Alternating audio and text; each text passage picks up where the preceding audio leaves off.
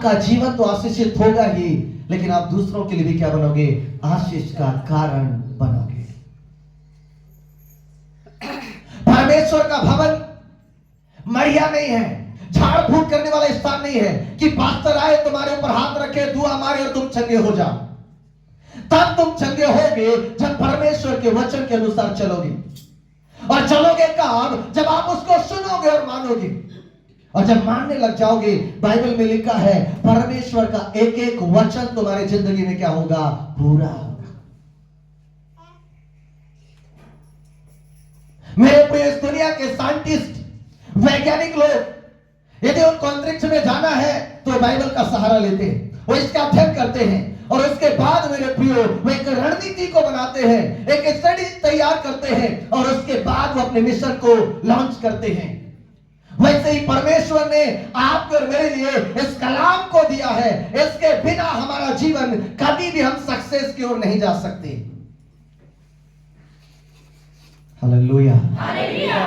कलीसिया ध्यान दे, जब तक आपके जीवन में परमेश्वर का वचन नहीं है, जब तक आप प्रभु को नहीं सुनते हैं, जब तक आप उसके कलामों पर मन नहीं लगाते हैं, आपका जीवन असफल रहेगा।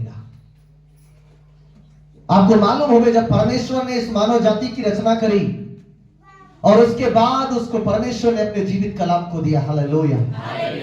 अब्राहम जिस दिन इस व्यवस्था से बाहर गया, और माफ करिएगा मेरे प्रियो, आदम जिस दिन इस व्यवस्था से बाहर गया, परमेश्वर ने उसके जीवन के सक्सेस को क्या कर दिया? हटा दिया।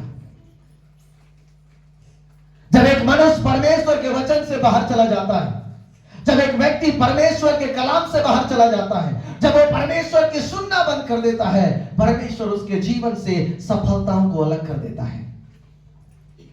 बाइबल बताती है, जब मेरे प्रियो हम देखते हैं आदम ने परमेश्वर को अनसुना किया, परमेश्वर उसको अदन की बारी से क्या कर दिया? बाहर कर दिया।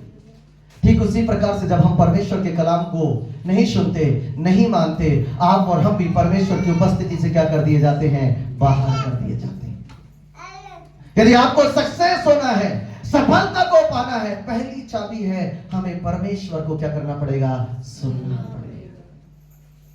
Hallelujah, hallelujah. मेरे साथ पढ़िएगा उत्पत्ति की किताब, उसका 12वां अध्याय, उसके पहले पद को। बाइबल इस प्रकार से कहती है, कोई एक जन जोर से पढ़े। उत्पत्ति की किताब, उसका 12वां अध्याय, उसके पहले पद।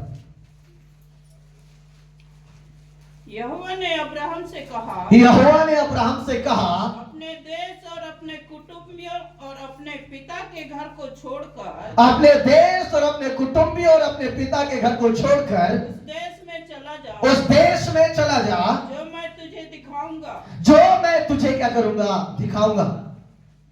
परमेश्वर ने अब्राहम से कहा, उस देश को चला जा जिसे मैं तुझे दिखाऊंगा, अर्थात वहां चला जा जहां मैं तुझे भेज रहा हूं। जब तू जाएगा तब मैं तुझे क्या दूंगा? आशीष दूंगा। आज बहुत सारे लोग केवल दुआ कर रहे हैं, बहुत सारे लोग उपवास कर रहे हैं, वो कहते हैं परमेश्वर मुझे आशीष दे, परमेश्वर मुझे बढ़ा, परमेश्वर मेरे जीवन को ब्लेस कर। परमेश्वर कहता है तू सुन तो सही। जब सुनोगे आप आशीषित होगे। Hallelujah, hallelujah. मेरे प्रियो, बाइबल में एक और घटना लिखी है जहां मेरे प्रियो पहला सामुएल उसका 3रा अध्याय, वहां पर लिखा है 4 लोग हैं, एली है, होप्नी और पीनहास है।